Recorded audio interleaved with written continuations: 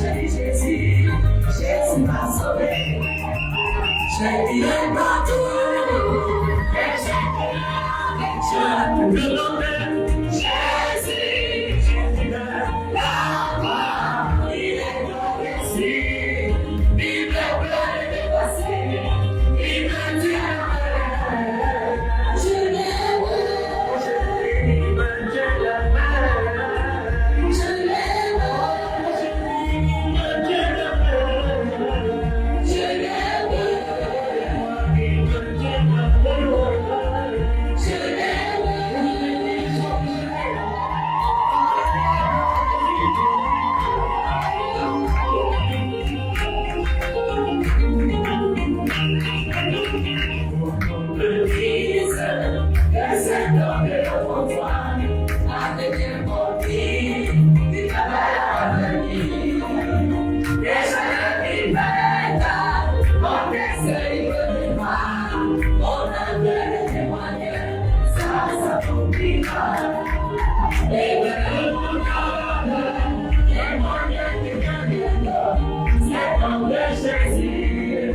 Jésus de la croix, il est glorieux, il est glorieux, il me tient.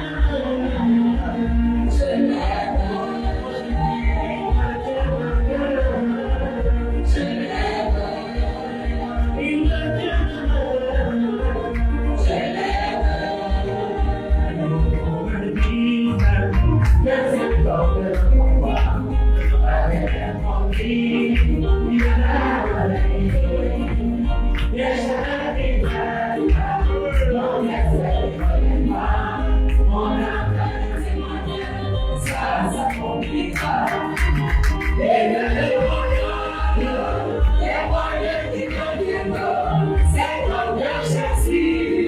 Jésus de la croix, il est glorieux, il est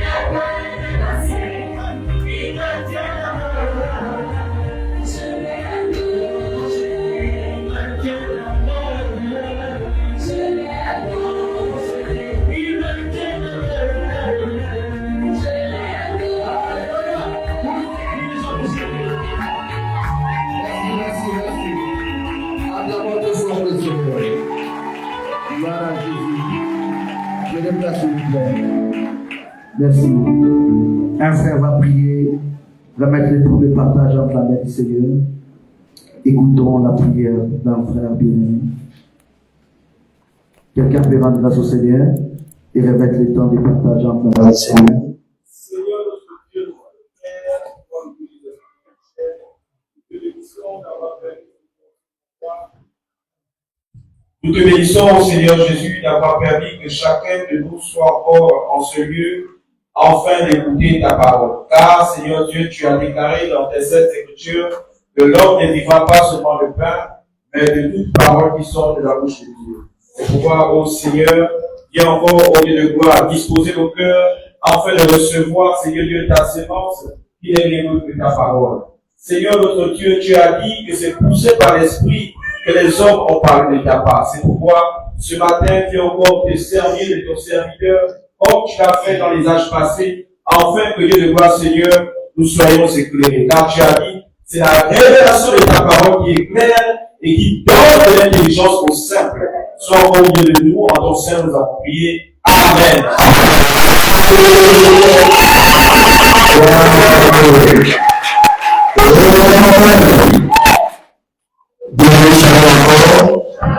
Nous sommes en train de notre programme. L'Alliance sera ouverte. Nous avons dit une alliance. Nous avons l'accord entre deux parties. La conclusion de l'accord entre deux parties. Et lorsqu'il y a l'accord, il y a la clause. N'est-ce pas? Amen. Dans l'alliance, il y a la clause. Mais ça parle de deux alliances.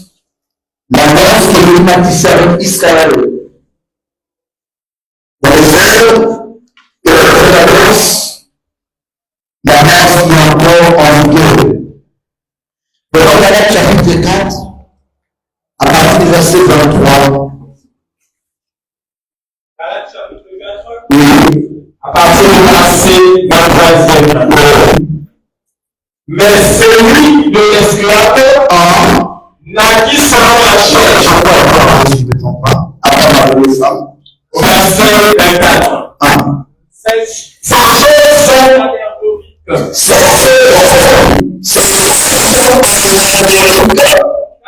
ces femmes sont deux alliances. L'une en comptant pour la servitude. C'est le mont Sinaï en Arabie. Et elle correspond à la Jérusalem actuelle. Qui est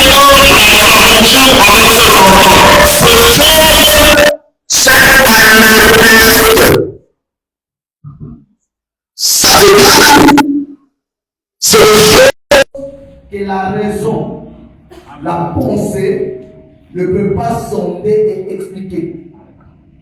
Les deux femmes d'Abraham représentent deux alliances. Agar, elle était esclave, qui symbolise la loi. L'alliance qui était tissée à Mont Sinaï, lorsque les Israéliens le loi ou la loi à Moïse, c'est Agar. Agar, sa femme Agar représente Israël. Maintenant, Sarah, la femme d'Abraham, elle représente la grâce. De l'histoire de Sarah. Sarah, elle a enfanté un fils. Elle fait une proposition à sa vieillesse. C'est impossible pour une femme d'enfanter. Pas pour la seulement, mais une enfant dans sa vieillesse. Le fait que le fils de la vieillesse, on voit que c'est quelqu'un de grâce. Ça rapporte Abraham connut Sarah, sa femme, et elle enfanta. Ça n'existe pas. Mais on dit par contre, Elohim s'est souvint de la promesse qu'il avait faite à Abraham, et Sarah devint enceinte. Ce n'est pas qu'Abraham a connu sexuellement Sarah et l'enfant est venu, non. Mais c'est par contre, Elohim s'est souvenu. Donc cet enfant est le symbole de la grâce, et la grâce, c'est les nations, la grâce, c'est l'Église. Donc nous sommes sous l'alliance d'Abraham et Sarah. C'est cette alliance qui est encore en vigueur. Est-ce que quelqu'un comprend? Maintenant, retenez une chose, Paul va expliquer, lorsqu'il y a une alliance, lorsqu'il y a un accord, ici nous voyons un homme avec ses femmes. Vous voyez comment Satan vous a détruit au point où vous faire croire que ces trucs en or que vous portez là, c'est ça l'alliance. Que Dieu vous bénisse. Un truc de 100 000, 100 000, 200 000, et vous appelez ça alliance, au point où les couples peuvent même manquer à manger du foufou à la maison, mais dans leur toit, ils portent 200 000.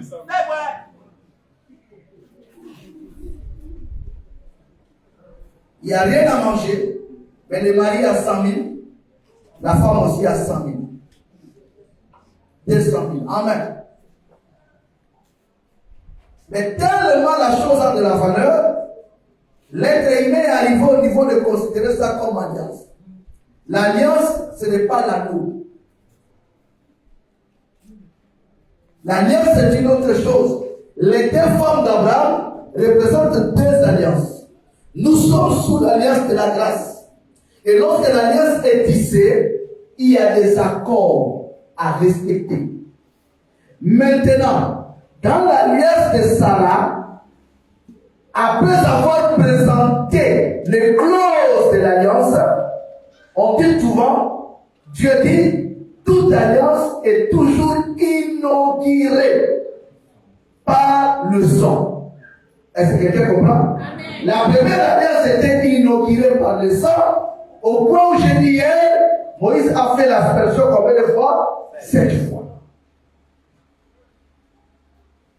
Alors notre alliance aussi, c'est pourquoi autrefois, mariage, c'était la virginité. Sans virginité, il n'y a pas de mariage.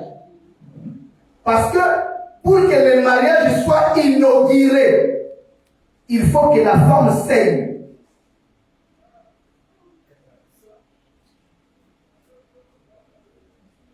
Et il faut les signes. Et les signes de l'alliance, c'était du sang. L'Écriture dit, si un homme épouse une femme et découvre qu'elle n'est plus vierge, cette femme doit mourir. Mais avant sa mort, il faut que le père justifie que sa fille était vierge. Comment? En présentant aux anciens de la ville la marque du sang, le jour que sa fille a perdu la virginité pour la première fois, avec cet homme qui l'acquise. Donc, l'anneau n'est pas une alliance, c'est de l'aventure. C'est pourquoi Hébreu 9, 20 va dire quoi? 20e. Ceci est le sang de l'alliance. Et le sang de l'alliance Que Dieu a ordonné pour vous. Que Dieu a ordonné pour vous. Il fit pareillement l'aspersion. Il fit pareillement l'aspersion avec le sang sur le tabernacle et sur tous les ustensiles du culte. Et presque tout, d'après la loi, est purifié avec du sang. Quelque part, on dit la première alliance, c'est toujours dans les premiers. Au verset, Hébreu chapitre 9 au verset 1er. Non, je parle du sang, pas le verset 1er. Le verset 1er parle. La première alliance avait des ordonnances relatives au verset 18, oui. Hébreu chapitre 9 au verset 18. Voilà pourquoi c'est avec du sang que la première alliance fut inaugurée. C'est avec du sang. C'est pas la bague. La bague n'est pas l'alliance. La bague, il n'inaugure pas un mariage. Lorsque vous êtes à la mairie, les maires vous déclarent mari et femme. Il faut inaugurer. C'est pourquoi on dit nuit de noces. Des personnes qui se sont connues, inutile d'aller en nuit de noces pour faire quoi? En réalité, on parle aux nuits de noces pour inaugurer. Est-ce que quelqu'un comprend? L'alliance, ce n'est pas l'anneau. L'alliance, c'est le mariage. L'alliance est inaugurée par le sang. La femme doit saigner. La femme doit saigner. On dit la première alliance fut inaugurée par le sang. Les prophètes avaient 7 fois l'aspersion.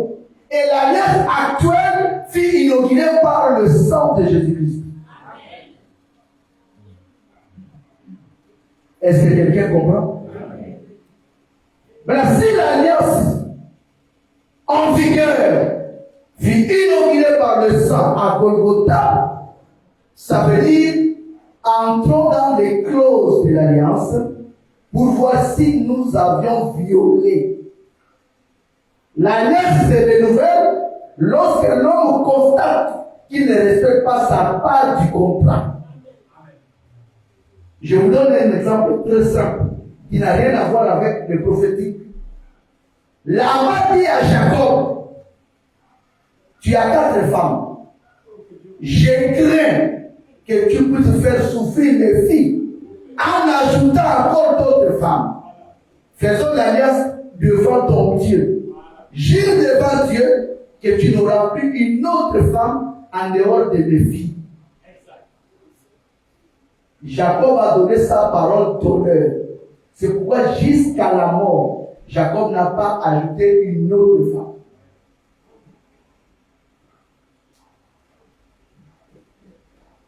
Et celle-là, c'est qui?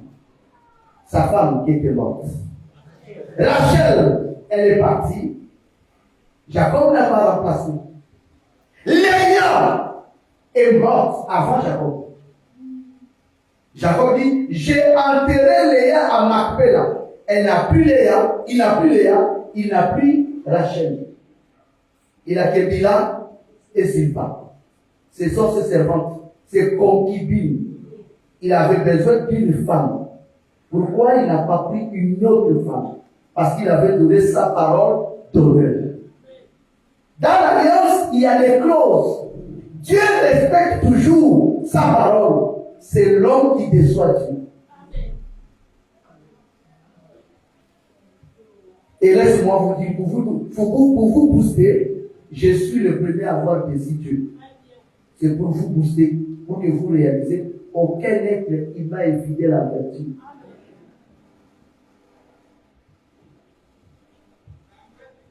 Alors, renouveler l'alliance, c'est entrer au-dedans de nous, faire passer en revue notre vie, voir là où ça n'a pas marché.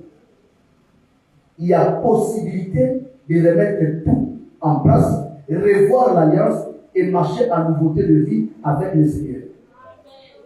Akab était un mauvais roi parmi tous les rois d'Israël parce que c'était l'incarnation de Jéroboam. Mais un jour, il a fait quelque chose de très capital. Il a égorgé Baal. Ce qu'on lui reprochait, c'était l'adoration de Baal. Mais lorsqu'il a égorgé Baal, la pluie est revenue. Lorsqu'il a égorgé Baal, Akab a eu la victoire face à ses ennemis. Ça veut dire quoi? L'alliance était toujours là. Mais c'est Baal qui était le blocage. Est-ce que ce matin, quelqu'un peut avoir le même courage qu'avait Akab pour égorger Baal? Amen. Non, je sens que ça ne vient pas. Je pose une question. Ce matin, est-ce qu'il y a des courageux comme Akab, l'homme que Dieu reproche beaucoup, mais qui a le courage, qui a eu le courage de dire aujourd'hui, trop c'est trop. C'est Akab lui-même qui a donné le coup d'envoi. On a égorgé 850 faux prophètes. Sous l'ordre du roi, lui-même est présent. Du matin au soir, on coupe la tête des prophètes. Jusqu'à minuit, on coupe la tête des faux prophètes. Il rentre dans la maison, sa femme lui dit, mais tu es fatigué. Il dit, nous avons fait du carnage. Voilà. Quoi? Il dit, Élie a défié Baal, Élie est sorti victorieux. J'ai ordonné la décapitation. On décapite Baal. Le même jour, on dit, l'aspect du ciel a changé, la pluie est revenue. Vous voulez recevoir la pluie de la nouvelle saison? Commencez à décapiter Baal.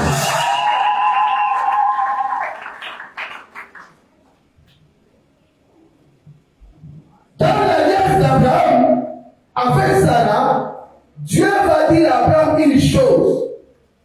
Donne-moi ton fils, ton unique, celui que tu aimes. Cette phrase est une confusion. Et c'est comme si Dieu lui-même se trompe. Parce que dit à Abraham, donne-moi ton fils, ton unique, celui que tu aimes, c'est mettre Abraham dans l'équation, parce qu'Abraham n'a pas un seul fils. Il a Ismaël et il a Isaac.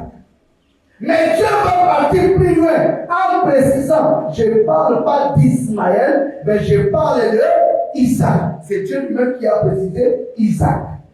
Ça veut dire quoi? Cette phrase-là montre que Dieu est en train d'enseigner à Abraham comment l'alliance qui est d'actualité aujourd'hui est tissée. Comment les choses doivent se passer? Parce que Dieu lui-même a donné son propre fils. Mais le problème, c'est quoi? Il va dire à Abraham une chose très capitale. Il dit, adore-moi, donne-moi le sacrifice sur une montagne que moi, Dieu, j'ai Morija. Dans le pays de Morija, Morija est à Jérusalem. Il y avait plusieurs montagnes. Mais parmi toutes ces montagnes, il y a la montagne choisie pour adorer. Donc, dans l'alliance d'actualité, l'être humain n'a pas le droit de choisir l'église. Je parle de l'alliance qui a des clauses. Laissez-moi vous blesser. L'alliance, c'est la conclusion d'un accord entre les parties. Dans les clauses de l'alliance actuelle, aucun humain a droit, selon Dieu, de choisir son église. Dieu vous arrache ses droits. C'est à lui de vous imposer l'église. Adore-moi sur une montagne au pays de Morija que moi, Dieu, j'ai choisi. Toi, ne choisis pas la montagne d'adoration. Laisse Dieu te choisir les lieux d'adoration. On dit Abraham arrive au pays de Morija. Il voit les montagnes de loin. Avant d'entrer dans l'église, il faut toujours regarder de loin. Pour voir si c'est vraiment l'église choisie par Dieu. Abraham n'a pas décidé d'entrer à Morija. De peur d'être servi par la qualité de la montagne. Je cherche la montagne qui est plus élevée. Non. La montagne facile à grimper. Non. Laisse les critères que tu as liés aux montagnes. Toi, reste hors de Morija. Regarde comment Dieu va faire le choix. Laisse-moi vous dire. Dès Chroniques 3, premier dit quoi? Chapitre 3, au verset 1er. 2 Chroniques chapitre 3, à partir du verset 1er. Oui. Salomon commença à bâtir la maison de l'Éternel à Jérusalem, sur la montagne de Morija. Oh! Qu'est-ce que vous constatez? Le lieu, là où Dieu avait dit à Abraham d'offrir Isaac, après de plusieurs années, c'est là où Salomon a bâti le temple.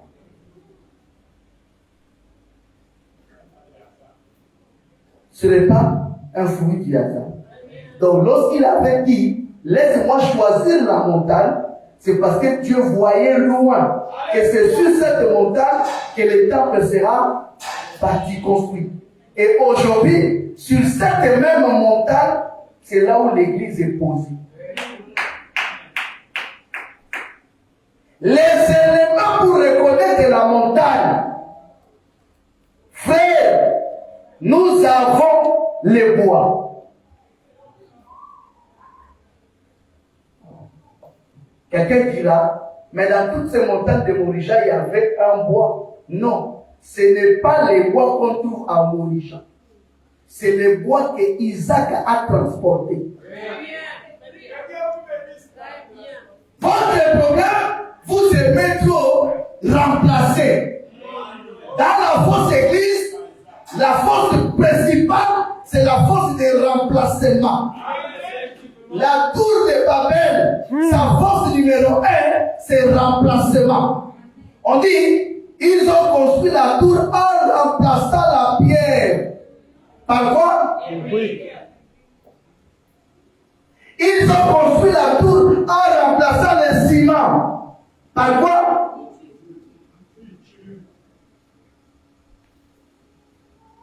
Non, en remplaçant le bitume par le ciment. Excusez l'inverse.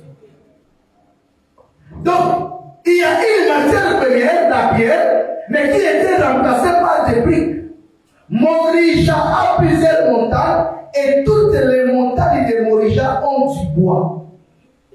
Mais la montagne choisie, ce n'est pas la montagne qui a les bois, mais la montagne qui reçoit les bois qu'Isaac a transportés. Alors notre adoration, c'est une montagne c'est pas une montagne qui a un bois, mais la montagne qui a reçu le bois transporté. le Seigneur a porté une charge. Remarquez une chose, il y avait le Père, il y avait le Fils. On dit Isaac, Abraham chargea. C'est injuste pour un père normal. Pendant que le lait marchait vers Morija, Abraham met vite. Il a une chose légère dans sa main, le couteau. Il a pris tous les bois, il a mis sur le dos de qui, sur l'épaule de qui? De l'enfant. On dit Isaac avait le poids, papa me vit. Ça c'est quel père? Au lieu de dire même partageons la charge. Ça montre quoi? C'est que Dieu a fait à Jésus. Il a pris la charge du bois, il a mis sur l'épaule de l'enfant. Et lui-même, il a gagné dans sa main la mort. Le couteau. Il amène Jésus à Golgotha, comme Abraham a conduit Isaac à Morija. Arrivé à Morija, frère, on dit Abraham lia Isaac. Les mettant sur le bois, sur l'autel des sacrifices. Ce qui est choquant, le vieux avait 100 et quelques années. Isaac est né, Abraham avait 100 ans. Donc pendant l'adoration, Abraham nageait dans les 120 quelques. 118, 119, 120. Isaac était encore très jeune. Mais comment un papa de 100 et quelques arrive à dompter un enfant jusqu'au point de lier et il lève le couteau pour tuer l'enfant? L'enfant ne crie pas au secours. L'enfant ne bouscule pas le père. Philippe va expliquer à l'énigme éthiopien. On l'a amené à la boucherie comme un agneau muet. Devant celui qui les tombe. Dans son humiliation, son jugement était prononcé. Et sa postérité, qu'il a dépendra. Isaac n'a rien dit, ni bousculé, parce qu'il incarnait Christ. Il n'a pas bousculé son père comme un agneau muet. C'est pourquoi la question de l'énigme éthiopien à Philippe, si un pasteur reçoit ce genre de questions aujourd'hui, c'est l'opportunité de se faire de l'argent. Philippe est parti voir l'énigme éthiopien. Il avait un problème de taxi de retour. Ce n'est pas moi qui dis, c'est la Bible. Un grand homme de Dieu va prêcher le ministre des Finances, premier ministre de l'Éthiopie. Mais il est conscient, il n'a pas de taxi. Quelqu'un dira, mais le monsieur là pose, parler de bêtises comme ça. Qu'est-ce qu'il prouve? Mais c'est la Bible. On dit, Dieu dit à Philippe, descends. Là, il n'a pas transporté. Il est parti avec ses pieds. Mais pour rentrer, il n'est plus rentré à pied. On dit Dieu a enlevé Philippe. Les moyens de retour étaient compliqués. L'aller c'était bon. Mais les retours, Dieu savait que les gars n'ont plus bon. Mais voilà l'opportunité. Le ministre de Finances pose la question. De qui les prophètes parlent-ils ainsi? C'est de lui-même ou de quelqu'un autre. Si c'était l'église d'aujourd'hui, Philippe allait dire quoi? Il ne parle pas de lui-même, il parle de toi. C'est la prédication des églises d'aujourd'hui. Il a été mené à la boucherie comme un agneau muet. Les sorciers veulent te tuer. Devant celui qui les tombe, tu ne fais rien. Est-ce que tu donnes ta vie? Depuis que tu as été nommé ministre des Finances, qu'est-ce que tu as donné à Dieu? Alors, qu'est-ce que Philippe va faire? Il va présenter la vérité à l'élite. Pour montrer à l'élite que cette histoire-là, il ne s'agit pas de quoi? Il s'agit de la personne de Jésus-Christ. Même dans l'histoire d'Isaac, ce n'était pas Isaac, mais c'était la personne de Christ. C'est pourquoi l'Écriture dit Abraham il était comme nous, de la même nature que nous. Comment un humain peut prendre son couteau levé pour tuer son propre fils? On explique la motivation et on fait passer Abraham par l'Irène pour voir l'état de son cerveau pendant qu'il levait le couteau. Les autres prophètes ont pris sa tête.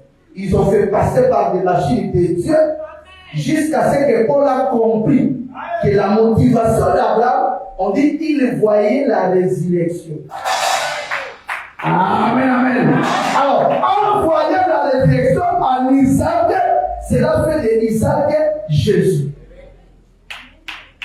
Alors, ça montre que dans cette alliance, la résurrection est une promesse.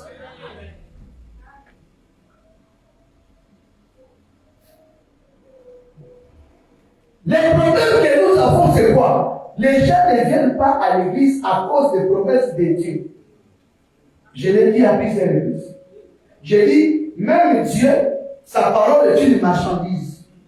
Pour gagner ses adeptes, ses fidèles, Dieu donne aussi des promesses. Mais les promesses que vous voyez véhiculées dans tout Libreville, ce sont des promesses de Satan.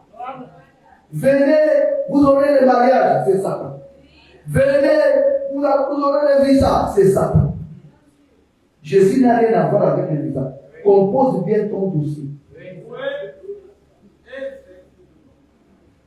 Attends, tu n'as pas de prise en charge. La force va te donner le visa quoi? Tu vas fuir. Ce n'est pas une prière qui octroie le visa. C'est le dossier. Je ne sais pas si quelqu'un comprend. Alors les promesses, la résurrection est une promesse qui est d'actualité. Qu'est-ce que Thessaloniciens nous dit? 1 Thessaloniciens 4, 13. Oui. Oui. La parole déclare, Oui. nous ne voulons pas, frères, Nous ne voulons pas, frères, que vous soyez dans l'ignorance que vous soyez dans l'ignorance au sujet de ceux qui dorment. au sujet de ceux qui sont morts. Mais ici, Paul appelle ça au sujet de ceux qui dorment. Pourquoi il ne dit pas ceux qui sont morts? Parce que tous qui sont en Jésus, toute personne qui croit au Seigneur ne meurt pas. La manière Paul a présenté la mort de ceux qui ont cru au Seigneur, c'est dire qu'ils dorment. Pourquoi? Parce que celui qui dort espère que le Seigneur vous bénisse. Est-ce que les protestants ont cette espérance-là? Celui qui dort avec certitude de se réveiller. Et ça va-t-il même à faire le programme? Demain matin, j'irai à l'église. Mais pendant qu'il dort là, il sait qu'il n'a pas le pouvoir de se réveiller. Mais il a l'assurance qu'il va se réveiller. De même, celui qui a Christ en lui, il a l'assurance de la résurrection. C'est pourquoi Paul dit, n'ignorons pas, frère, au sujet de ceux qui dorment. Afin que vous ne vous affligez pas comme les autres qui n'ont point d'espérance. Ceux qui n'ont pas Jésus et ils s'affligent, ils pleurent. Nous avons perdu maman Olive. Dans la réalité, humainement parlant, c'est le pleur. Parce qu'on vient de perdre une maman. Mais dans le fond, il y a une différence entre les élus, ceux qui ont Christ et ceux qui n'ont pas. Nous croyons qu'un jour, le jour de la résurrection, nous allons nous revoir, nous rencontrer. Maintenant, frère va descendre, vous allez comprendre comment les choses vont se produire. Verset 14. Car si nous croyons que Jésus-Christ est mort Jésus-Christ est mort et qu'il est ressuscité, croyons aussi que Dieu ramènera par Jésus et avec lui ceux qui sont morts. C'est-à-dire, Paul montre les limites et frontières de la foi des religions. Les religions que vous voyez ont eux-mêmes pris des bornes. Ils ont dit à partir d'aujourd'hui, nous on s'arrête là. L'église catholique a pris des bornes, il a creusé, dit nous les catholiques on s'arrête là. Protestant a pris, il est parti un peu plus devant. Protestant a dépassé catholique de 2 mètres. Il dit nous on s'arrête là. Les pentecôtistes sont venus, ils ont dit les catholiques se sont arrêtés au ici. Et les protestants, oh là. Les pentecôtistes ont dit non. Nous on croit que la manifestation du Saint-Esprit est encore d'actualité. Vous êtes les protestants, c'est bon. Mais le Saint-Esprit agit encore. Nous on avance un peu. Ils ont mis encore les bords, pas. Les églises de l'évêque sont arrivés, ils ont dit les catholiques se sont arrêtés où? Ici. Les protestants là. Les pentecôtistes là. Il dit nous sommes des éveillés. Ils ont pris les bords, ils ont dépassé quelques mètres. Les protestants, ils ont placé, voilà les limites de notre foi. Mais nous avions dit, ne déplaçons pas les bornes, qu'on les ait. On ne fait pas fixer les bornes en matière de la foi. On dit Dieu, qu'est-ce que tu as dit? C'est pourquoi on dit, si nous croyons que Jésus est mort et qu'il est ressuscité, ça c'est la foi générale. Même les catholiques croient ça. Les protestants croient ça. Mais ils ne veulent pas pousser loin. Croyons aussi. C'est aussi là qui manque à l'église aujourd'hui. Croyons aussi que Jésus va ramener à la vie tout ce qui fait recommence. Dieu ramènera par Jésus. Au verset 14, car si nous croyons que Jésus-Christ est mort et qu'il est ressuscité, croyons aussi que Dieu ramènera par Jésus et avec lui ceux qui sont morts. Voici en effet ce que nous vous déclarons d'après la parole du Seigneur. Nous les vivants, restez pour l'avènement du Seigneur. Nous ne dévancerons pas ceux qui sont morts. Car le Seigneur lui-même a un signal donné à la voix d'un archange et au son de la trompette de Dieu. Nous les vivants, nous ne dévancerons pas. On dit nous les vivants, restez pour l'avènement du Seigneur. Donc si tu es vivant, ta foi est liée à la seconde venue. Alors tous les gens qui vont prier à l'église aujourd'hui, j'ai fait mon miracle aujourd'hui, ce n'est que des bêtises. C'est l'œuvre du diable. Les vivants restaient. Donc si tu es garde vivant, c'est parce qu'il y a une promesse. Pour l'avènement du Seigneur qui est la seconde venue. On dit nous ne dévancerons pas ceux qui sont. Nous avons vu ça avec Élie et Moïse. Est-ce que Élie a dévancé Moïse? Non. Moïse est mort sur la montagne, n'est-ce pas? Élie fit. On peut dire quoi? Élie est parti, Moïse est resté. Mais les jours de la où Jésus était à la montagne de transfiguration, qui a apparu?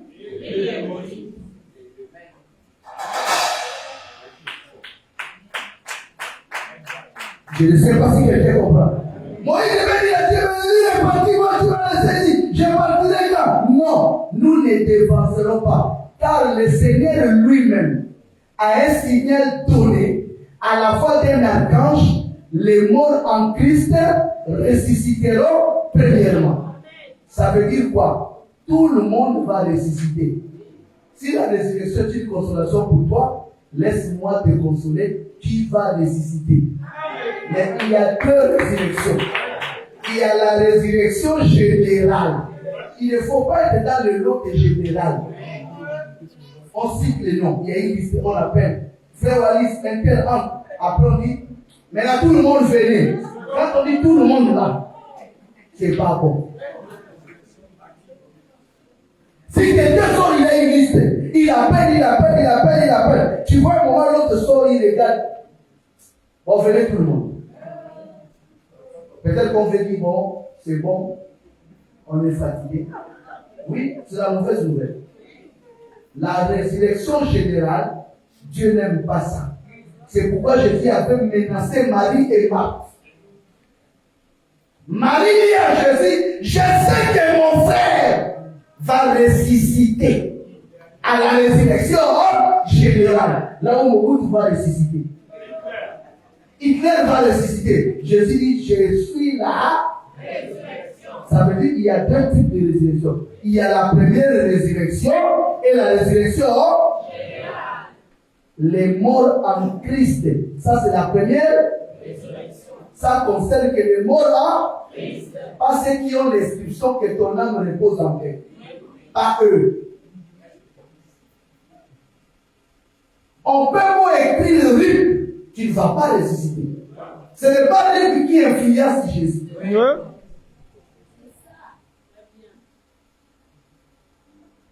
La résurrection, c'est avoir Christ avant d'abord. Et laisse-moi choquer. Je connais les gens au Gabon qui vont bénéficier de la résurrection. Laisse-moi monter en haut. Pour que tout le monde le voit bien. Je recommence. Je connais devant Dieu les gens qui vont bénéficier de la résurrection les jours que Christ apparaîtra au Gabon. Je les connais. Quelqu'un n'est pas d'accord. Quelqu'un n'est pas d'accord et il n'a pas tort. Laisse-moi te répondre. Le Seigneur dit, la voix qui m'appelle, qui me dit de monter, c'est la même voix qui me parlait. Jean dit dans Apocalypse 4, j'étais à l'île appelée, une voix me dit, mais Jean va faire quoi? Identifier la voix. Il dit, la voix qui m'a dit de monter, c'est la même voix qui m'avait parlé et qui m'avait dit, écrit des lettres envoyées aux sept églises. Ça veut dire quoi? Pour bénéficier de la résurrection, de l'enlèvement, il faut que tu écoutes la même voix. C'est pourquoi Moïse avait la trompette de rassemblement et la trompette du départ. La même voix qui parle à l'église, c'est la même voix qui ressuscite l'église. Amen. Si tu n'as pas écouté la voix qui parle à l'église, c'est que tu n'auras pas de résurrection. Lazare était ressuscité par deux voix, par une même voix. Celui qui parlait avec Lazare de son vivant, c'est celui-là qui s'est mis devant la tombe qui a dit Lazare, Lazare. Est-ce que quelqu'un peut acclamer pour le Seigneur?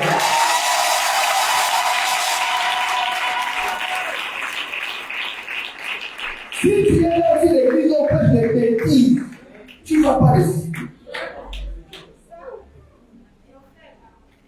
Vrai, l'Écriture dit, cette alliance était inaugurée par le sang. Regardez la vie d'Abel. On nous dit très bien, Dieu dit à Caïn, la voix, le cri, la voix du sang de ton frère crie.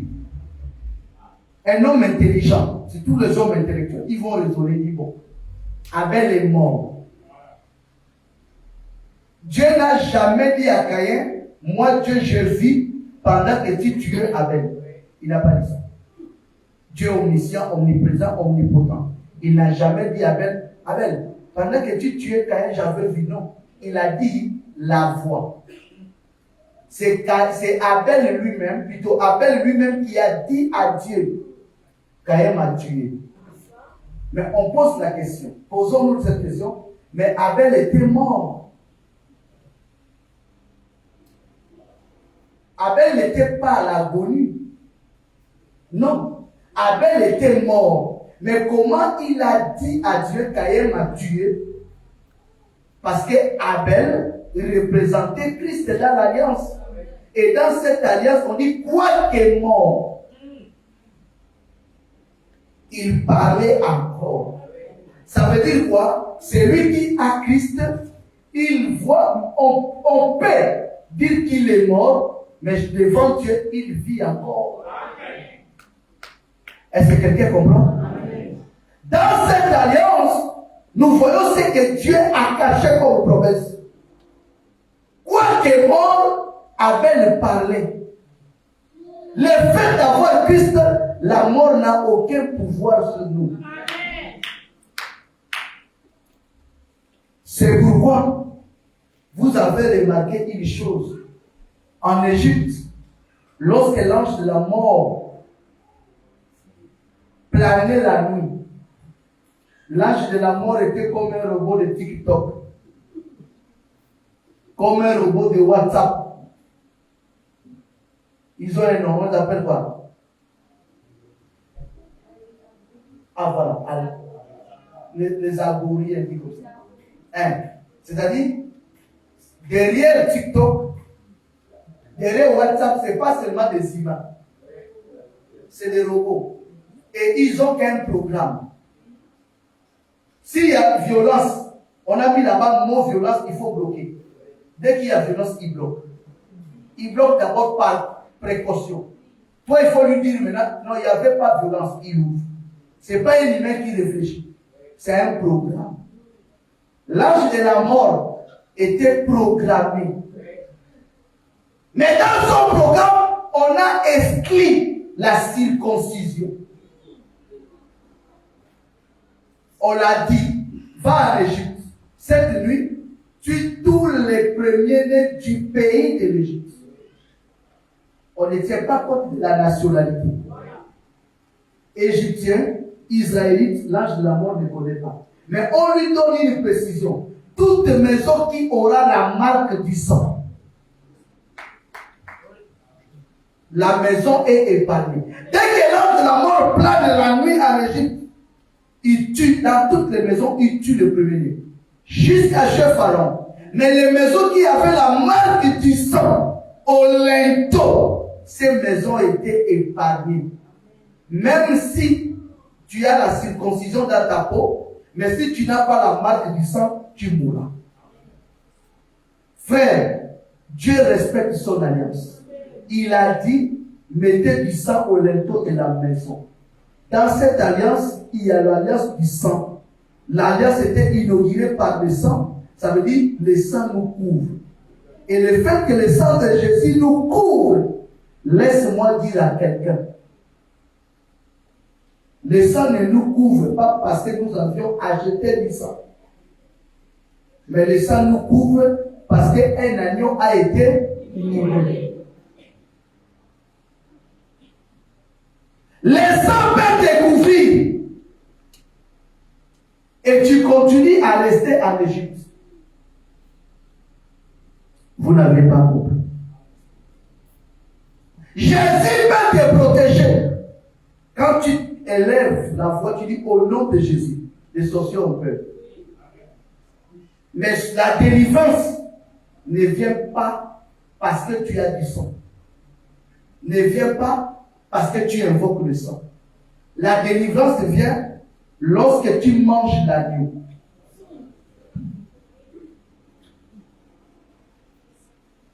Pharaon te chasse parce que tu as mangé l'agneau. Manger l'agneau ne te délivre pas. Mais manger l'agneau dans son entièreté. On peut manger l'agneau, mais on ne tiendra pas la délivrance si on ne mange pas dans son âme. Dieu dit à Moïse, dans chaque famille, on immole l'agneau. Et que cet agneau soit rôti au feu. Un agneau rôti veut dire un agneau entier. On pose et on braise. Et Dieu précise à Moïse, en mangeant l'agneau, manger l'agneau dans son entièreté veut dire même la partie que tu n'aimes pas. Jésus, la Bible, est un agneau. Le plus grand défaut qu'on a, c'est que nous choisissons des parties. Nous, en grandissant, on nous disait même la poule là. Quand on prépare la poule à la maison, tu sais toi-même ça c'est la partie du boss. tout le monde va manger. Mais papa a ses parties. C'est ça ou c'est pas ça? Maman prépare. On peut te donner les ailes, on peut te donner tout ce que tu veux. Mais il y a une partie spéciale de papa. Mais en matière de délivrance, on nous dit même la partie que tu n'aimes pas. Laisse-moi dire à quelqu'un, y compris moi, je suis dans ce lot. À un moment, il y a des parties qu'on choisit dans la vie. Il y a des parties à des fois qui ne nous plaisent pas. Beaucoup de gens ne sont pas délivrés parce qu'ils ont des choses qui détestent dans la Bible. Les musulmans m'ont dit ça. Ils ont une partie qu'ils n'aiment pas. Les musulmans n'aiment pas manger cette partie. Je suis venu que pour le brebis perdu de la maison d'Israël. Les traditionalistes détestent cette partie. Ils disent, mais non, c'est un Dieu d'Israël. Il y a une autre partie, les gens n'aiment pas manger. La partie, il a dit à la femme, on ne donne pas la nourriture sainte aux chiens. Jésus nous a incité des chiens. Un traditionnaliste va dire, toi ou même Gabonais, quelqu'un qui vous incite des chiens, et tu dis, je l'aime. Vous avez un problème? La délivrance, on l'obtient lorsqu'on mange même la partie que tu n'aimes pas. Est-ce que quelqu'un comprend? Amen. Celui qui ment peut aimer toute la Bible, sauf là où on dit ne ment pas. Je ne sais pas si quelqu'un comprend. Celui qui commet l'adultère peut aimer toute la Bible, soit la partie qui dit ne commettez pas.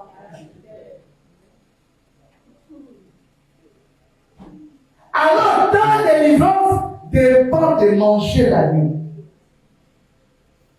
Il faut connaître les paroles de l'alliance. Nous sommes dans l'alliance que Dieu a inaugurée par le sang de Jésus. Dans cette alliance, il y a des clauses.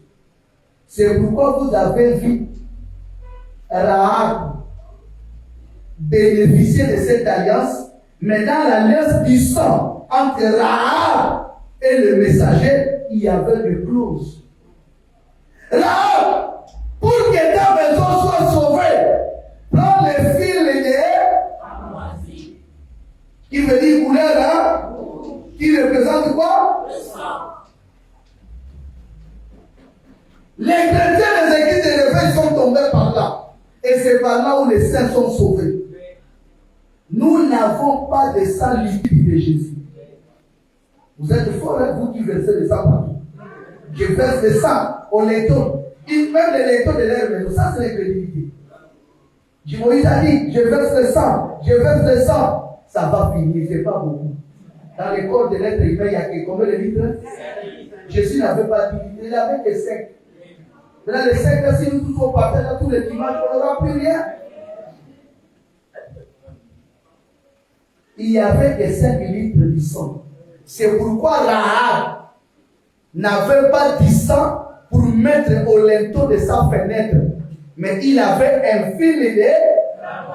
Ça veut dire une représentation. Nous sommes sauvés par représentation. Ce que les sangs représentent aujourd'hui, c'est ce qui nous sauve. Le fait que la vie est dans le sang, ça montre que si la vie de Christ est en nous, nous sommes couverts par son sang. Rahab n'avait pas de liquide, mais il avait fil de cramoisi qui représente le sang. Remarquez une chose, on dit elle était prostituée. Comparez la prostitution de Rahab et la prostitution de la femme à l'Apocalypse 17 qui est l'église romaine. Apocalypse 17, on appelle Jean, viens voir la grande prostituée. Rahab aussi était une faisons le parallélisme des prostituées. Vous allez remarquer, nous avions opté être les prostituées Rahab. Avec qui on se prostitue? Celle de l'Apocalypse 17 se prostitue avec les politiciens. Mais Rahab, elle, Jacques va dire, c'est par les œuvres que Rahab fut justifiée en recevant le messager. Les gens qui sont venus connaître la porte de Rahab, l'armée. Vous voyez que dans la maison de Rahab, il y avait l'orgie du sexe. Ils ont dit à Rahab, tu as reçu des clients la nuit.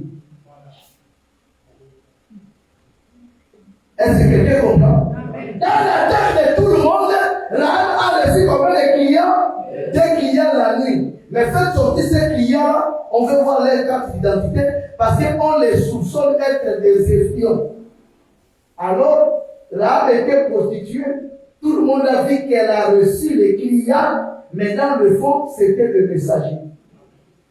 La prostituée reçoit. Celle d'Apocalypse reçoit les politiciens. Mais nous, malgré nos erreurs, nous avons reçu le message.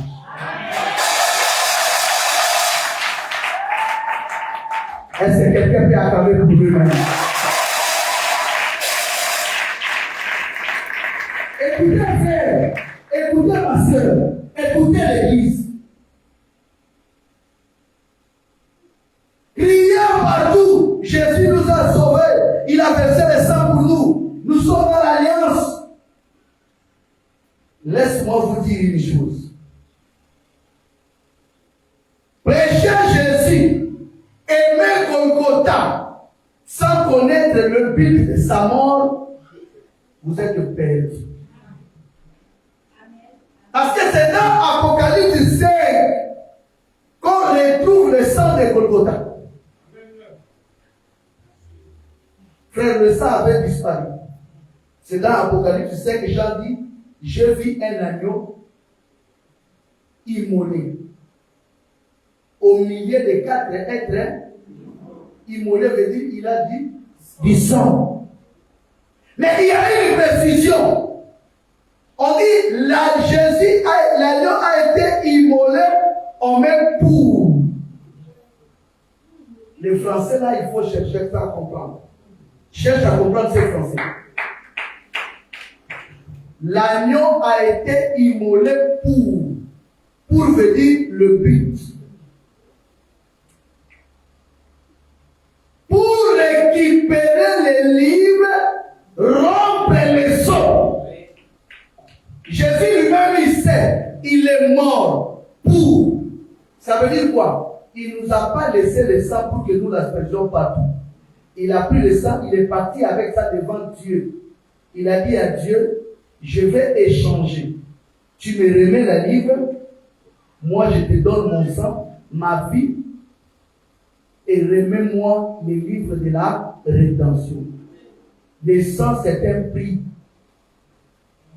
Il a payé le prix. Avec son sang, ça lui a permis de récupérer quoi? Les livres. Mais depuis que Jésus est mort, les livres est récupéré. Jésus, en ce moment, est assis sur le trône de la grâce. Il est en train de briser son par. L'alliance s'est renouvelle. Ça veut dire, lorsque aussi un son est brisé au ciel, le livre a 7 sceaux.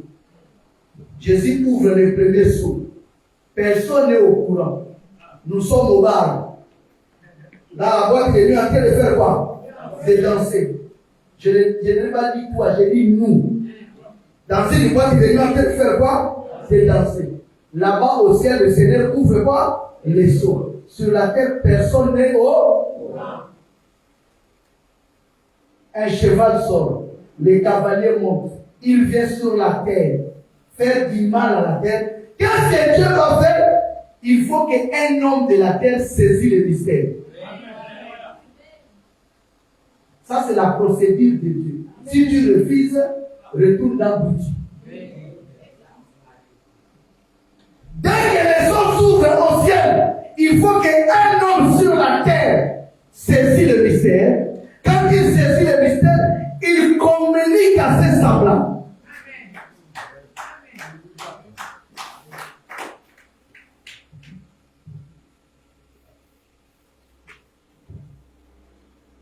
Nous avons reçu celui que j'aime beaucoup. Bon, c'est pas important. Mais beaucoup de pasteurs, nous voyons, prêchent ça.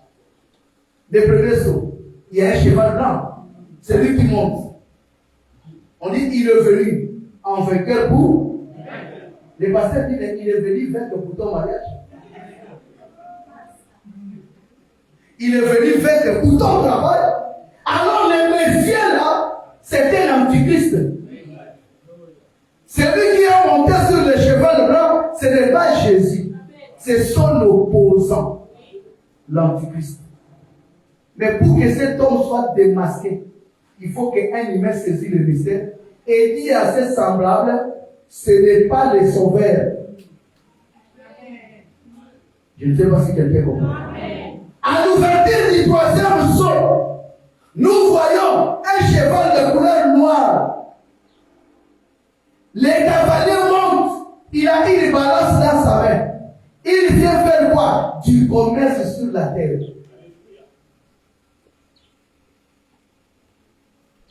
Il faut quoi? Il faut un homme semblable à toi qui va saisir le mystère pour dire les protestants sont des commerçants.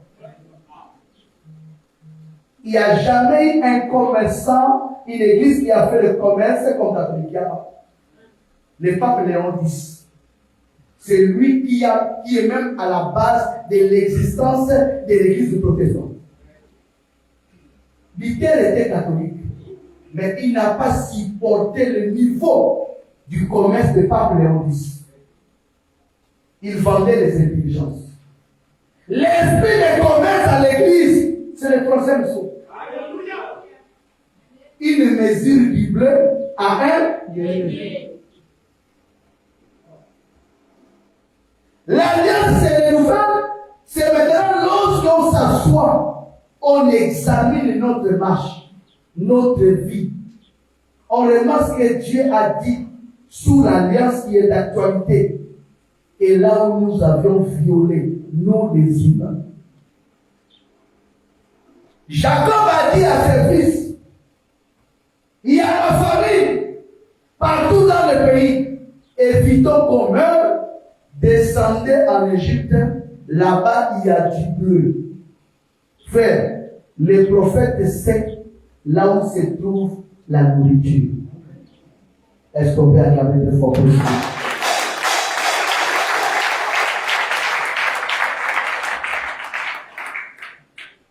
Descends en Égypte, là-bas, je te confirme, il y a du bleu. Frère, le bleu c'est la parole. Là où il y a la parole, il y a la vie.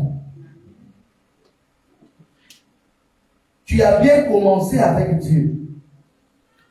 Les jours même de ton baptême, tu avais fait le vœu à Dieu que aujourd'hui toi-même tu as violé. Tu as violé ça seulement à cause de WhatsApp. Je vous dis ce qui est vrai. Lorsque vous méditez les WhatsApp de Dieu, c'est le psaume 1.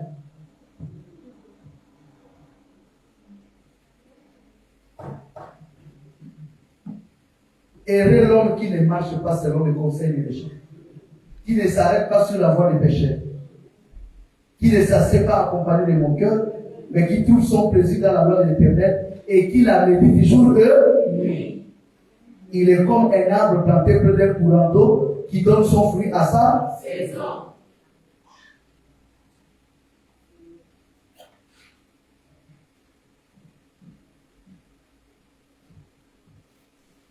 Celui qui médite la parole de Dieu jour et nuit, la source de ta joie, ça veut être la méditation. Mais lorsqu'on est trop accro à quelque chose, on devient zombie. Je dis, lorsqu'on est accro à une chose, le mental, que vous voyez, la tête, c'est des folles. Pas la folle, les nègres. Celui qui est accro aux réseaux sociaux, c'est un zombie. Il ne va plus réfléchir comme tout le monde. Drogue, il ne veut pas dire seulement cigarette ou quoi. Lorsqu'on n'arrive pas à abandonner une chose, ça devient un danger. Et la seule chose qui doit être comme notre drogue, matin, midi, soir, c'est la méditation et la prière. Lorsque tu médites trop, tu pries trop, tu deviens aussi zombie de Dieu. Ça veut dire, tu auras plus de visions, plus de révélations. Est-ce que quelqu'un comprend? C'est lui qui médite la parole jour et nuit. Il y a une chose très importante que j'ai dit la dernière fois ici. Si l'État décide de fermer les églises, il ne va pas fermer de fausses églises. Il va fermer que des vraies. Et toutes les fausses églises seront épargnées. Parce que les critères pour reconnaître une église, c'est que l'État a. Ce n'est pas le même critère que la Bible donne.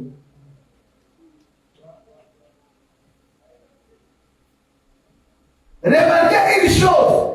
Lorsque Paul persécutait les églises, on donne une précision, il liait les adeptes de la nouvelle doctrine.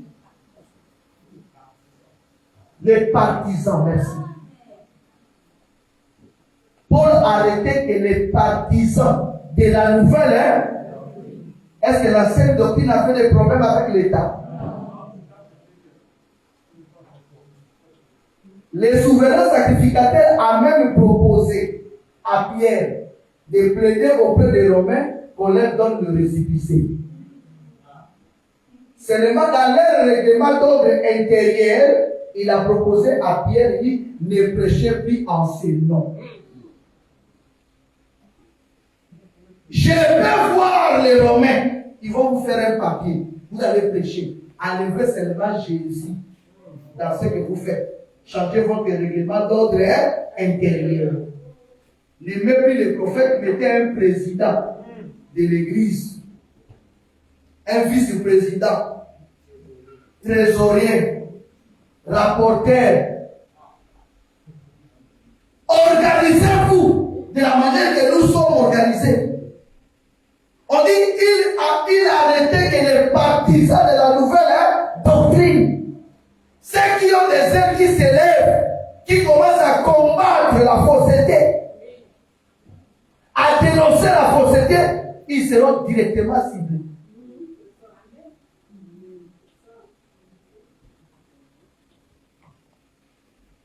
C'est pourquoi le Seigneur dit laissez les deux poîtres jusqu'au jour de la moisson.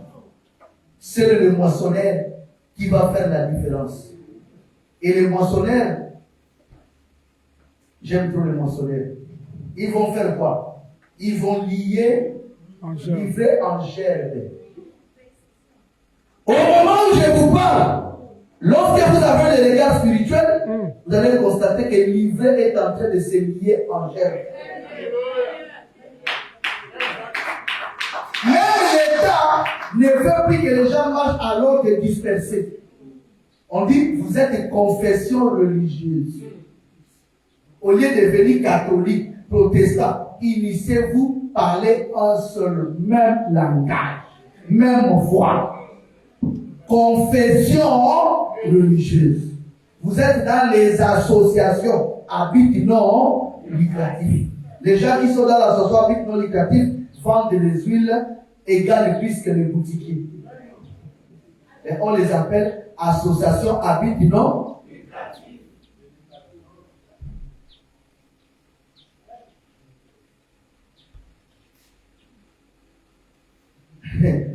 Les boutiquiers vendent l'huile à 1200.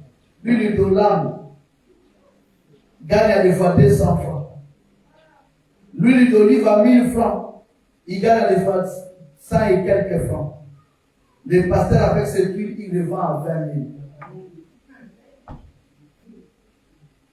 Même si tu es commerçant, tu maîtrises comment calculer les gains, l'intérêt. Là, toi-même, tu fais vraiment plus de ventes, moins plus d'achats, égale les bénéfices. Et tu dis, il y a bénéfice et bénéfice. Est-ce que quelqu'un comprend? On nous dit les pharisiens. Les pharisiens, souvenez-vous de la conférence de Jérusalem. À la conférence de Jérusalem, les pharisiens étaient excités. Ils étaient excités pourquoi? C'est eux qui disaient à Paul, ordonnons aux Juifs, aux païens, qui acceptent Jésus comme Seigneur et Sauveur, de se faire circoncis. C'est les pharisiens. Vous savez pourquoi? Jésus dit plutôt, vous annulez la parole de Dieu au profit de vos traditions. La quasi-totalité des gens que nous voyons, ils servent le Seigneur, mais leur sous-bassement, c'est les traditions.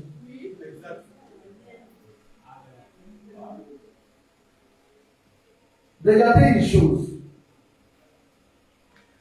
Dans la Bible, lorsque quelqu'un est magicien, sorcier, il accepte Jésus, il cherche un métier. Il devient frère, il cherche un métier et il ne prêche pas. C'est maintenant qu'on voit magicien, ex-magicien, au quand devient prophète.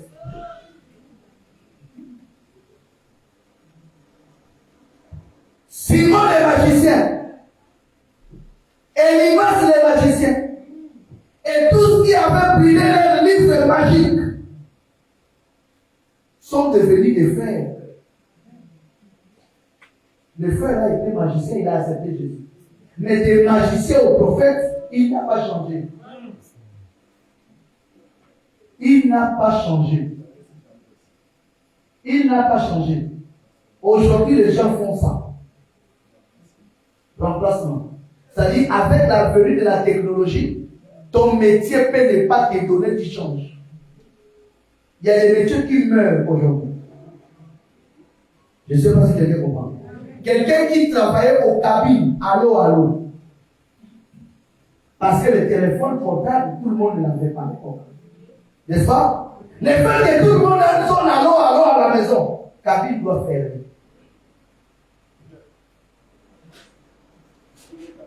Hein? Cybercafé, oui. Cybercafé, le feu rouge à Québec était plein. Va au cybercafé, le feu rouge à Québec était fermé. Pourquoi? À l'époque, c'est seulement au cybercafé qu'il y avait la connexion, tout. Mais aujourd'hui, tout le monde a la connexion. Ça veut dire quoi? Le fait qu'il y a la croissance démographique, les temples se ferment, et ceux qui avaient les temples deviennent des prophètes. Vous allez remarquer quoi? Ils vont vous imposer même pratique. Quelqu'un qui a déjà fréquenté les gagas, qui part dans une église de réveil, il va constater même pratique. J'ai suivi une femme sur TikTok qui a témoigné quelque chose. Un pasteur, je ne veux pas citer le nom, un escroc, il est là en Kembo. Escroc du premier degré. Même sa peau a changé. Il est devenu blanc. Regardez. Il dit à la dame, va acheter le œuf chez le boutiquier. La dame dit, moi-même je suis parti, j'ai acheté, moi-même, avec mon argent. J'ai donné au pasteur, au prophète, l'escroc. L'escroc a pris le œuf, il a mis l'huile. La dame dit, je vis devant moi. Il a mis l'huile et il a frotté sur mon ventre. Et il m'a dit de casser. J'ai cassé comme ça, un serpent est sorti dedans. Le prophète dit, c'est le serpent là qui bouffe des enfants. La dame dit, ce n'est pas que j'étais loin, non. Il a fait tout devant moi et directement j'ai pris. Maintenant, pour avoir les enfants, il faut donner 800 000. Elle a donné 800 000. Et il fallait faire un travail à 20 000 pendant de 20 fois. Ça faisait 400 et quelques mille. Son mari aussi a payé l'amende. Ça allait dans le million. Elle n'a jamais obtenu d'enfant. Ce que la dame n'a pas compris, c'est le jeu de Féman. Ils appellent ça pacifique. C'est un jeu de passe-passe. Ça veut dire quoi? En réalité, ce n'est pas l'œuf qu'elle a fait acheter. Et ils ont leur œuf. Quand tu viens, tu donnes, ils font du pacifique. Tu ne vas pas comprendre quand qu'il a chanté. Et l'œuf qu'il a déjà, les serpents étaient déjà placés depuis. Et tous les gens que vous voyez, tous les multiples, les prophètes que vous voyez au Gabon, ils travaillent sur ça. Quand il dit travaux spirituels, c'est ça. Et la dame a dit, j'ai tremblé. Voilà les serpents qui mangent les enfants. Cette même dame, pendant que nous on prêchait, elle ne pouvait pas venir ici. On pouvait tout dire du Seigneur, elle ne peut pas s'asseoir là. Si elle s'assoit là, elle sera mal à l'aise. C'est pourquoi vous avez remarqué d'autres personnes, pendant que je prêche, ils dorment. Pas que parce qu'ils ont travaillé beaucoup hier, non. Pendant que la vraie parole peut, tu dors parce que Dieu ne veut pas te sauver. Oui. Ce n'est pas moi qui dis. L'Écriture dit ceci, pendant que Paul prêchait, Dieu a touché le cœur de Lydie pour qu'elle soit attentive.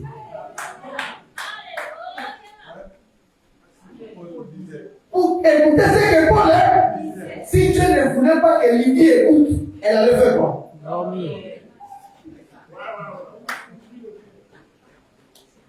Il a touché son cœur pour qu'elle soit comment? Attentive. Il ne veut pas te toucher, il te laisse faire quoi? C'est le fait que j'ai dit Amen. Beaucoup vont se lever.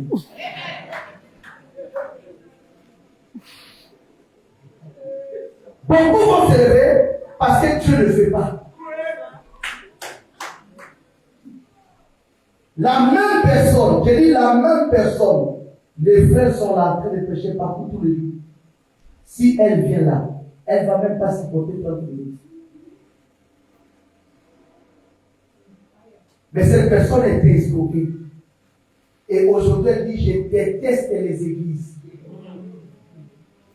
C'est pourquoi pas cette semaine. La semaine prochaine, sur prochaine, nous aurons un programme de 3 jours. Je me suis réservé de 7000 qui n'ont jamais fléchi les genoux devant. De 7000 là, nous allons compter pendant le programme. Ouais. Nous serons combien et il manque encore combien. Maintenant, toi, il faut manquer. Je me suis réservé de 7000 personnes qui n'ont jamais fléchi les genoux dedans. Mon frère, ma soeur,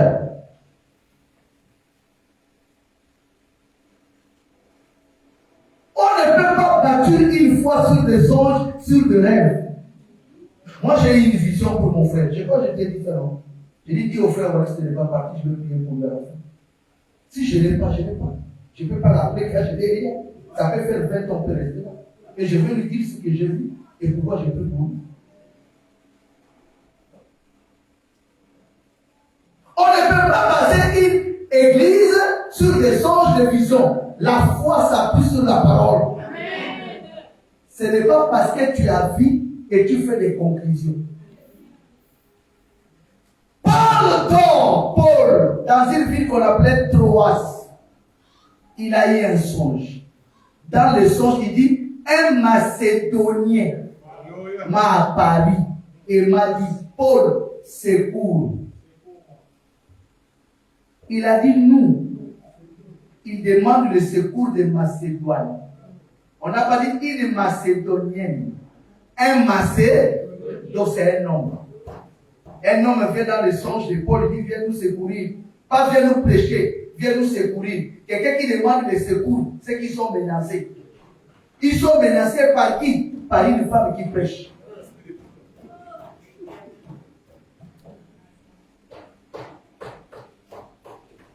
Le problème c'est quoi? On dit dès que Paul s'est réveillé, frère Lee, dès que Paul s'est réveillé, il va faire une conclusion. Il y a des visions, on fait la conclusion. Il y a des visions, laisse Dieu faire des conclusions.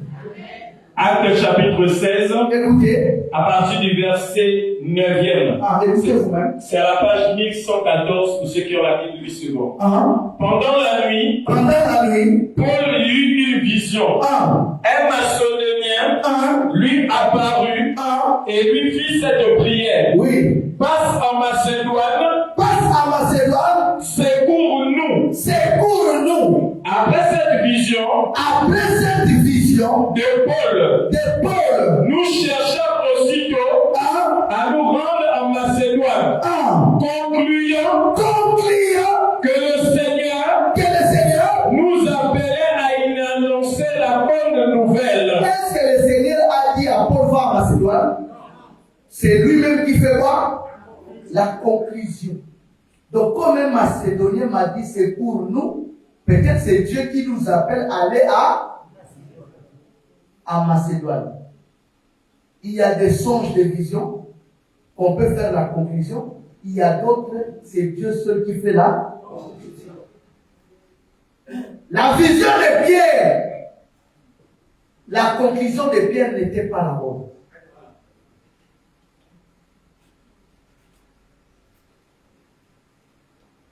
Beaucoup de mariages se sont fondés que sur de fausses conclusions. Un jour, Satan m'a trompé. Satan m'a trompé. Au début, avec beaucoup de zèle, comme Paul. Satan, comme on dit, Satan m'a eu. J'étais dans une mission, à Mire, à la télé. On annonce, les décors replantés, l'émission commence 1, 2, 3, go! Les journalistes qui étaient à côté, Mathéo, me posent la question, prophète. Vous êtes venu ici aujourd'hui parce que vous avez un message à annoncer au peuple. Est-ce que tu peux déjà nous communiquer les thèmes? J'ai dit à Mathéo, j'ai dit, une épouse corrompue et un prophète séduit.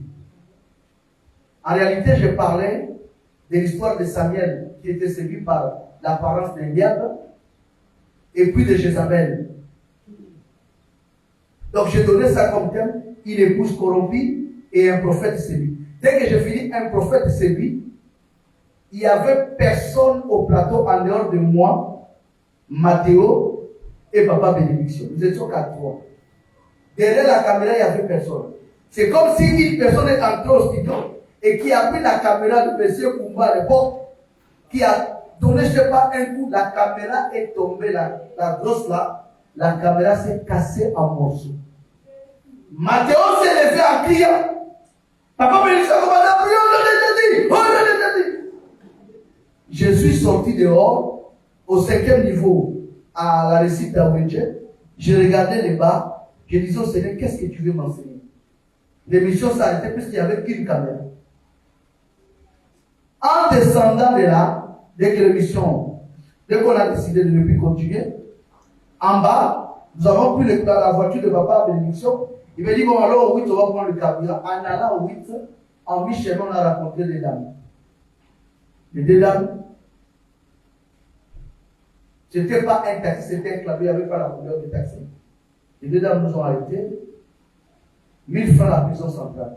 Papa Bénédiction me dit, mais prophète, on prend les 1000 francs, on les dépose et puis, avec les 1000 francs, on peut même manger. Je dis, il n'y a pas de problème, c'est ta voiture. On a pris, les dames sont rentrées, les deux parlaient. Ah, l'histoire va demander vraiment un nom de Dieu. Ça nous a intéressés, on dit non. Quelle histoire? Depuis là, vous insistez, ça demande le nom de Dieu, ça écrit le nom de Dieu. C'est quelle histoire?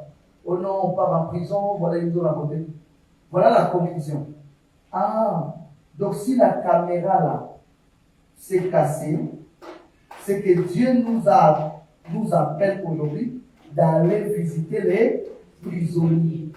Voilà comment nous avons changé notre destination jusqu'à la prison centrale. Parce que moi j'ai cru que c'était la volonté de Dieu pour qu'au moins une fois Dieu m'amène chez les prisonniers, alors c'était le jour que ma vie avait basculé.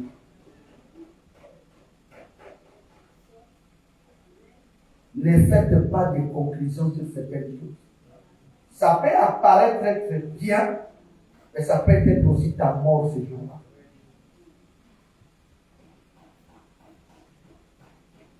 a faim, il a faim. Il demande à manger. Il dit, donnez-moi à manger.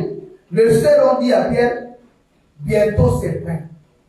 Pierre dit, bon, en attendant, je vais d'abord faire quoi? Prier. Pendant qu'il prie, on lui donne une nourriture empoisonnée, interdite par Dieu. On dit à Pierre, tu es.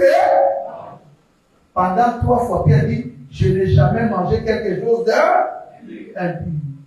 On dit, dès que la vision s'est arrêtée, Pierre est resté en train de faire quoi? De réfléchir. Selon toi et moi, il réfléchissait à quoi? Il cherchait l'interprétation de la vision. Mais tout convergeait vers quoi? La nourriture du Seigneur. À peine j'ai demandé à manger, on m'a dit accorde-nous 2 minutes. Et directement, je demande qu'on me fait manger une nourriture empoisonnée. Peut-être le Seigneur là veut m'empoisonner. Puisqu'on parle de nourriture avant la vision, on parle de nourriture pendant la vision. Il voit nourriture. C'est pas parce que tu as vu nu, ça veut dire sorcellerie. Tu peux être nu dans le songe, ça veut dire synthétique. Au commencement, avant le péché, l'homme et la femme étaient. Je ne sais pas si quelqu'un comprend. Beaucoup de problèmes de ta vie, c'est aussi les conclusions que tu fais. Les mariages des églises, c'est ça. Tu es amoureuse d'un frère. La nuit, tu vois, tu t'embrasses avec le frère. Tu dis, Dieu me dit, tu es mon mari. Ça, c'est des bêtises. Ton problème, c'est quoi? C'est les supports, c'est les songes. Alors, c'est démontré scientifiquement. Quand on aime quelqu'un la journée, la nuit, on peut voir cette personne avec toi dans un même lit. Cela ne veut pas dire c'est Dieu. On dit qu'il y a beaucoup de vanité dans le songe. Vanité veut dire n'importe quoi. Les songes ne veulent pas tous dire c'est Dieu. Il y a aussi des bêtises dans les songes. Mais c'est à toi d'avoir le discernement.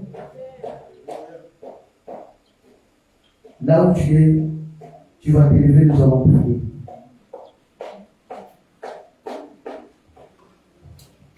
Lève-toi. Nous sommes à la fin.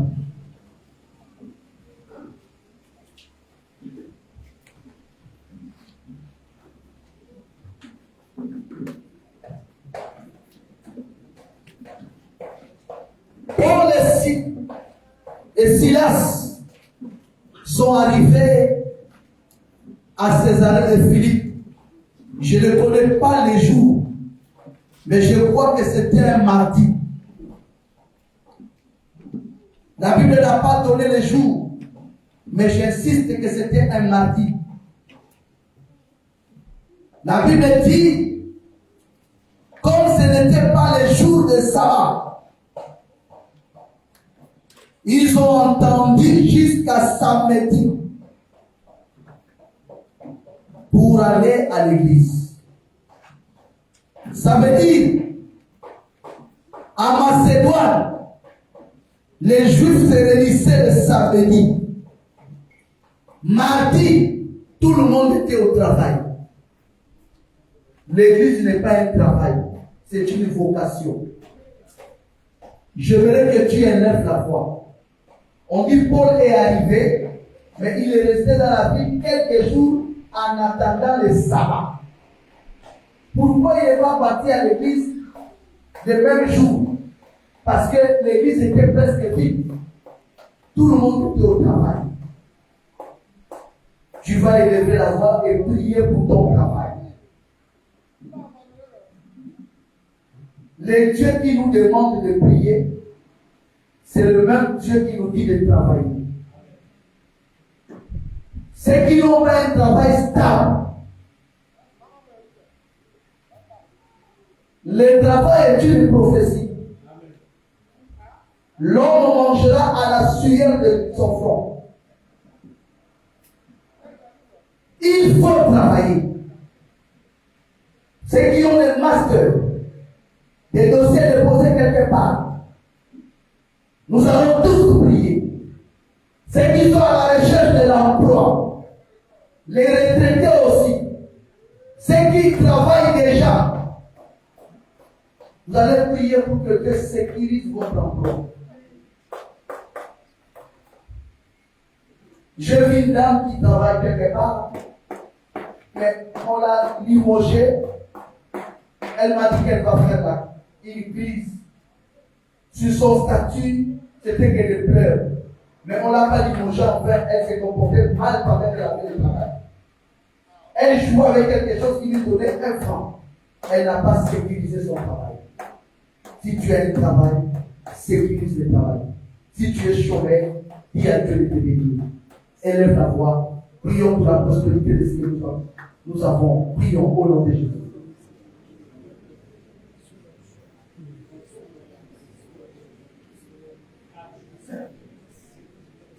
Demande à Jésus.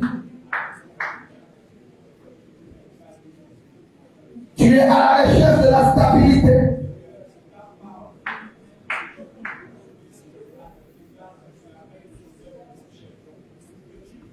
Tu es à la recherche de la stabilité.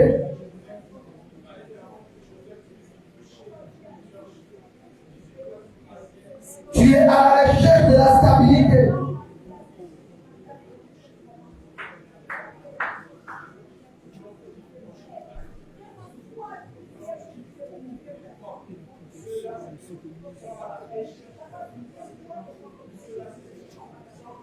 Tu es à la recherche de la stabilité.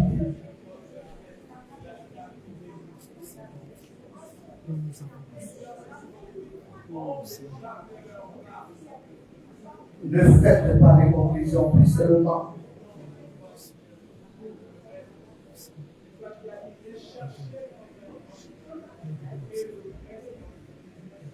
Dans ces moments-là de la prière,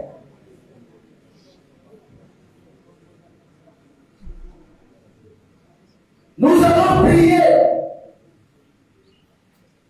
pour les commerces, les entreprises, les gens qui investissent qui ont des projets.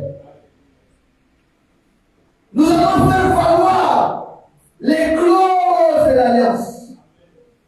On dit tout ce que Joseph touchait, prospérait. J'aimerais que toute l'église élève la voix. Tu vas prier pour tout ce que tu vas toucher. Que la prospérité accompagne. Joseph était le type de Christ. Tu as un projet, tu as l'entreprise, tu es peintre, tu es maçon, tu es entrepreneur, tu es plombier, carreleur, tu as acheté un terrain, tu veux construire, tu as un projet, tu fais un petit commerce avec ton petit salaire, tu vas élever la voix. Tu vas dire à Dieu, tout ce que Joseph touchait, prospérer. Tout ce que Joseph touchait, prospérer. Faites prospérer ce que je touche. Élève la voix et prie au nom de Jésus.